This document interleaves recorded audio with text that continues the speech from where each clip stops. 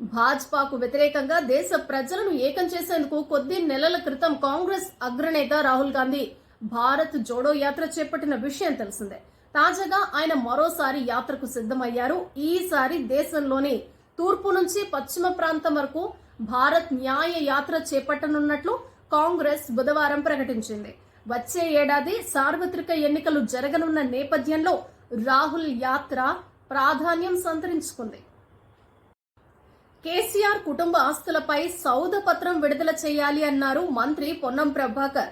అప్పులు కాదు సంపద సృష్టించామంటూ శ్వేతపత్రం విడుదల చేసిన భారత నాయకులు కేసీఆర్ కుటుంబ ఆస్తులపై సౌద పత్రం విడుదల చేయాలని మంత్రి పొన్నం ప్రభాకర్ డిమాండ్ చేశారు. సిద్దిపేట జిల్లా హుస్నాబాద్ లో ప్రజాపాలన కార్యక్రమంపై కాంగ్రెస్ నియోజకవర్గ స్థాయి కార్యకర్తలకు మంత్రి పొన్నం ప్రభాకర్ దిశానిర్దేశం చేశారు. ఈ నెల 28 నుంచి జనవరి 6 వరకు జరిగే ప్రజాపాలన కార్యక్రమాన్ని విజయవంతం చేయాలని ప్రజలకు విజ్ఞప్తి చేశారు. కేరళలోని శబరిమల అయ్యప్ప స్వామి ఆలయ ఆదాయం ఈ సీజన్లో 200 కోట్లు దాటింది.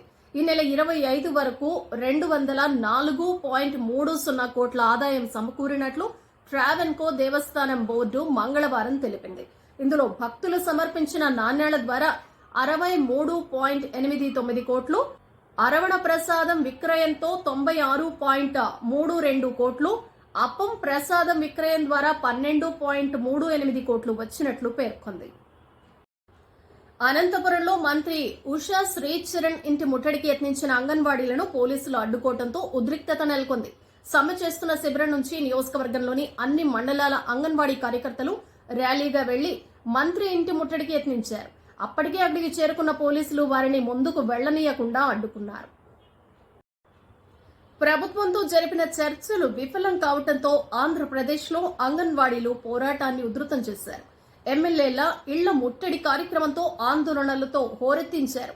ముఖ్యమంత్రి జగన్ ఎన్నికల సమయంలో ఇచ్చిన హామీతో పాటు ఇతర అంగన్వాడీ సమస్యలను పూర్తి స్థాయిలో పరిష్కరించే వరకు సమ్మెను విరమించబోమని anganwadi workers and helpers union తెలిపారు.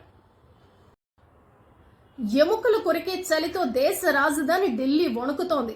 ఉష్ణోగ్రతలు దారుణంగా పడిపోవడంతో పొగమంచు నగరాన్ని కప్పేస్తోంది.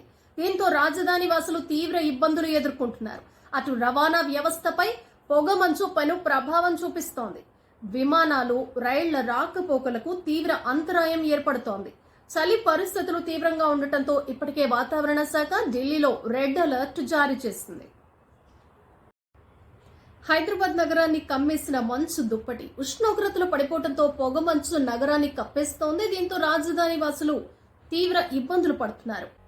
పొగమంచు కారణంగా రహదారులపై వాహనదారులు తీవ్ర ఇబ్బందులు పడుతున్నారు. పొగమంచు దట్టంగా వ్యాపించడంతో ఉదయం కూడా రాత్రిని తలపిస్తోంది.